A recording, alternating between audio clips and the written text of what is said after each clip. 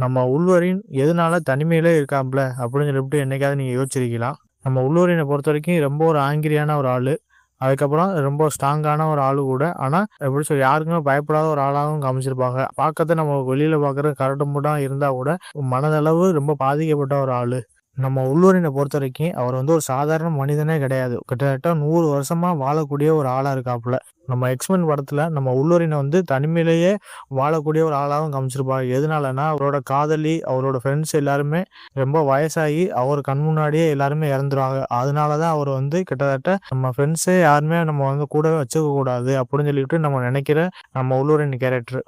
நம்ம உள்வரின் கிட்டத்தட்ட ஏகப்பட்ட எக்ஸ்மென் படத்துல நடிச்சிருப்பாப்புல. எக்ஸ்மென் படத்துல வந்து கிட்டத்தட்ட 3 காதலி வந்து லவ் பண்ணியிருப்பாப்புல.